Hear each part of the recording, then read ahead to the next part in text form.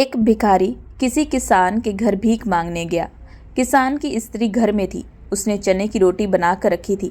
किसान जब घर आया, उसने अपने बच्चों का मुंह चूमा। स्त्री ने हाथ पैर धुलाए। उसके बाद वो रोटी खाने बैठ गया।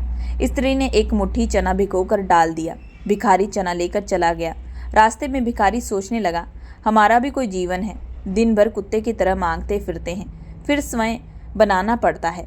इस किसान को देखो, कैसा सुंदर घर है। घर में स्त्री बच्चे हैं। खुद अपने आप में अंतर पैदा करता है। बच्चों के साथ प्रेम से भोजन करता है। उसे कहीं भी मांगने नहीं जाना पड़ता।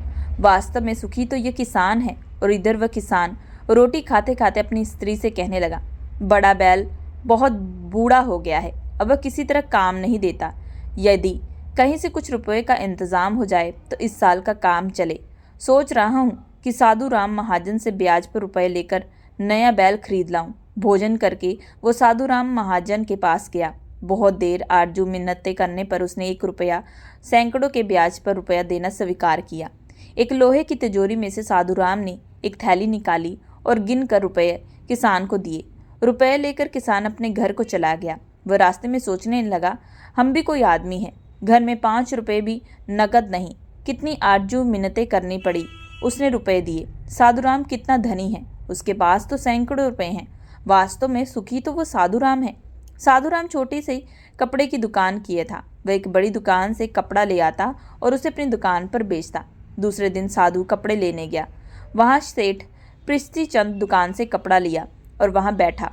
इतनी देर में कई तार आए। कोई मुंबई का था तो कोई कलकत्ते का।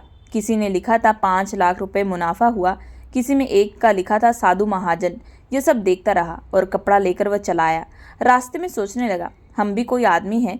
10,000 जोड़ लिए महाजन कहलाने लगे। पृथ्वीचंद को तो आए एक दिन में लाखों का फायदा होता है। वास्तव में सुखी तो ये है।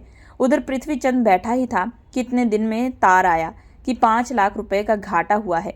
बड़ी चिंता में था कि नौकर ने कहा, आज आपकी राय बहादुर सेठ के यहाँ दावत है, आपको जाना है। मोटर तैयार है।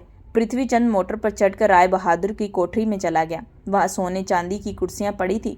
राय बहादुर जी से कलेक्टर और कमिश्नर आदि बड़े बड़े अधिकारी हाथ मिला रहे थे। बड़े बड़े सेठ खड़े थे। वहाँ पृथ्वीचंद सेठ को कौन पूछता, वहीं भी एक कुर्सी जाकर बैठ गया। वहाँ लाट साहब भी आए।